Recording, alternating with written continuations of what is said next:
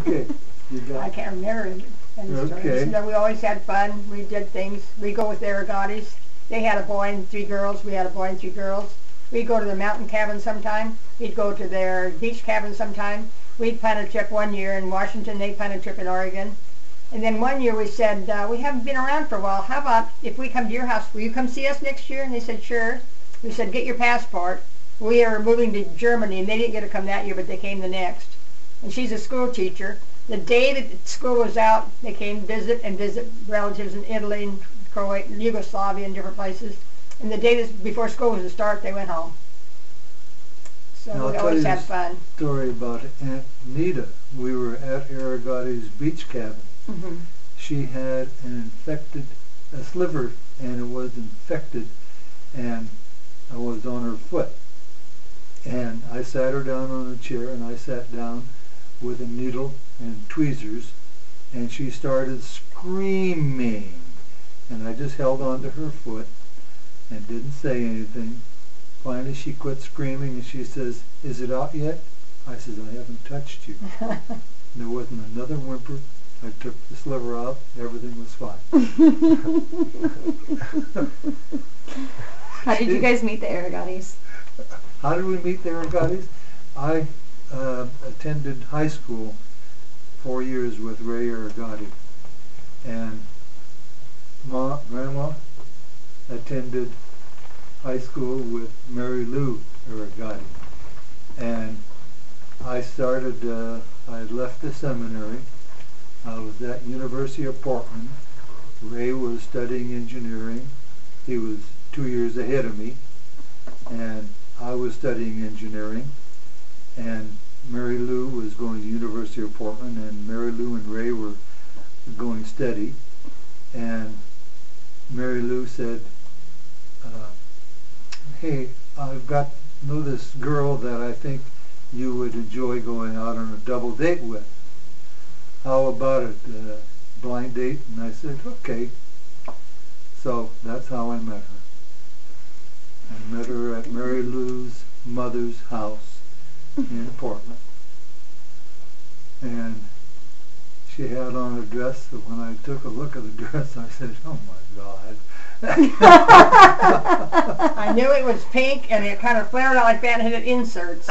You didn't have the good taste.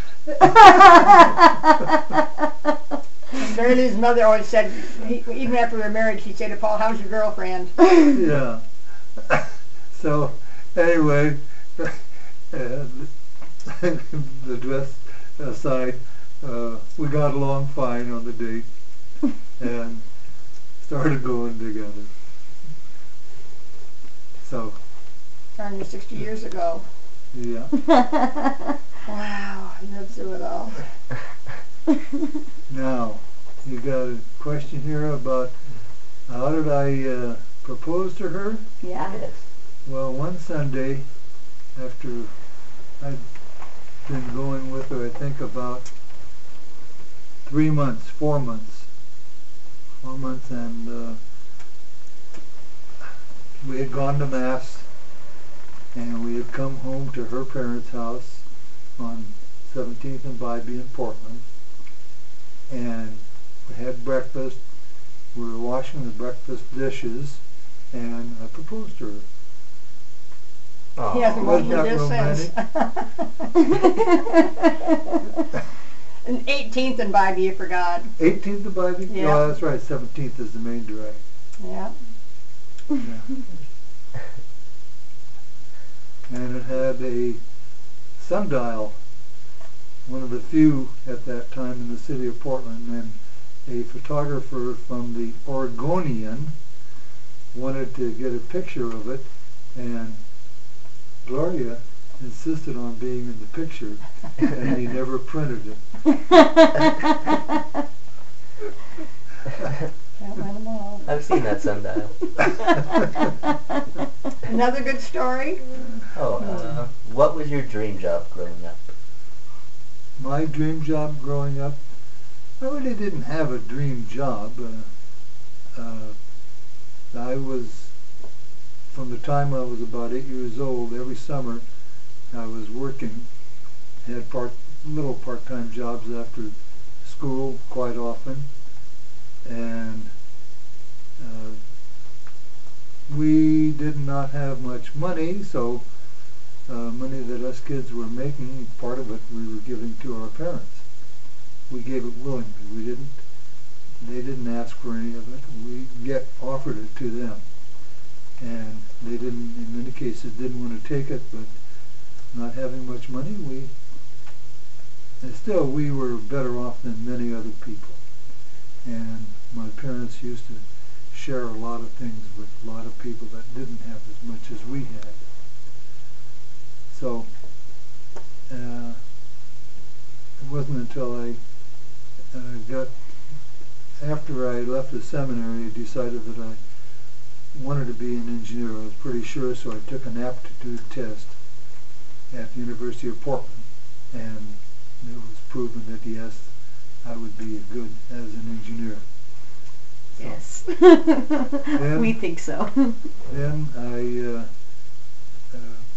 interviewed for several places, and I had found out early in the school year that one of the interviewers was going to be from Puget Sound Naval Shipyard, and that was before I applied for it, interviewed, and I decided that that was where I wanted to work.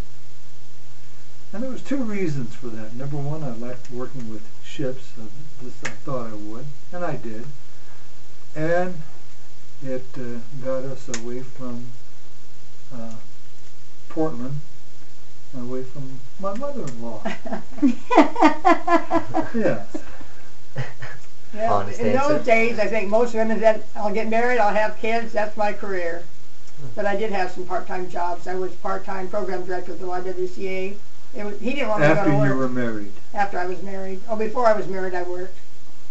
And he didn't want me to take a job. I took it anyhow, and I only worked one day a week, something like that. And it was really good. I enjoyed it thoroughly. What are you doing? I don't know what you're doing, Max. What was your dream job growing up? Be a rockette. Yeah, rockette. There was. That didn't work out, so Yeah. I took yoga years later. I think better than nothing. Took yoga last week. Close enough. But I always dreamed, I thought, when I get older and retire after putting him through school, I am going to take life easy. Here we are retired, and we work harder and have more things to do and never get done. But I guess that keeps us young instead of old people. When I interviewed with Puget Sound Naval Shipyard, there was, I think the whole class interviewed, and I was the only one that got an offer from Puget Sound Naval Shipyard. And that made it rather easy for me because I didn't have to prepare for any more interviews. That's true. Yeah, I came up, before I accepted the job, I came up and checked out the shipyard, drove up and spent a day up here, and decided, yep, that's where I want to work. I can remember my dad saying even years ago, he said, that's a good place to work for the government. When you retire, you'll always have benefits. And It was a good decision. it is good. Our financial advisor says that people who have retired from the government have a pretty secure income. Which is very nice. Yeah. If we are without an income because government fails, there'll be a lot of other people in the same situation. Yeah, there will be a lot of problems at that point. What is Okay. one thing you have always wanted to do and haven't yet? I can't tell you because I never really had a lot of things that I wanted to do. I had a list of 25 or 30 things that I would like to do. I've done many of them. One of them was a simple one. This was back when traveling 75 miles an hour was fast, and I wanted to drive a car 100 miles an hour. And I've done that and then some. But not in this country, is it? Oh, okay. Oh, there was a Plead the straight fifth. stretch south of Olympia where the Mercedes decided that it wanted to travel. It only got up to 145 and I Oh, said I better slow down because the cops might catch me. I don't think they could catch you. In a I guess Mercedes. not. They couldn't catch you. That's good. And in Germany, Oh, the I'd Autobahn. swear that I had the speedometer was a different speedometer. They had to change speedometers when you come to the U.S.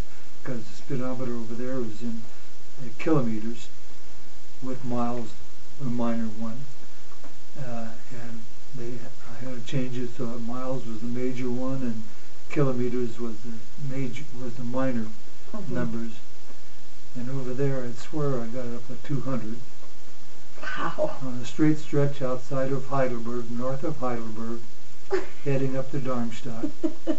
And I knew the road, and there was no overpasses because you do not want to go underneath an overpass at high speed, over 130 miles an hour, because there might be a side wind, and you're correcting for the side wind.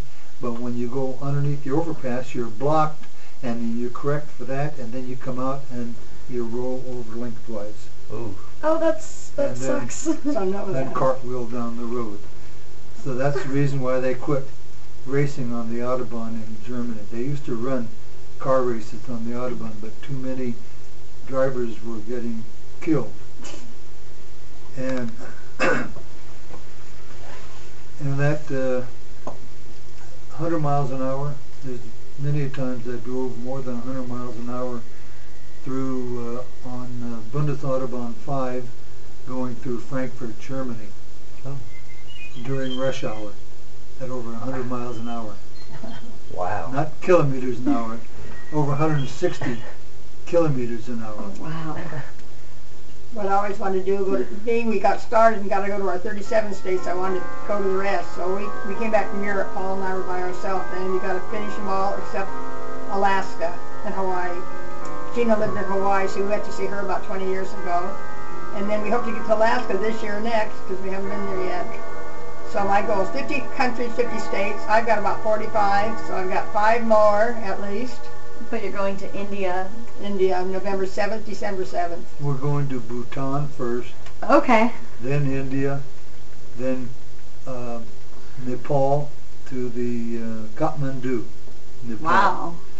Hopefully, we are going into Kathmandu at the time of the year when generally Everest is available to be seen. Okay.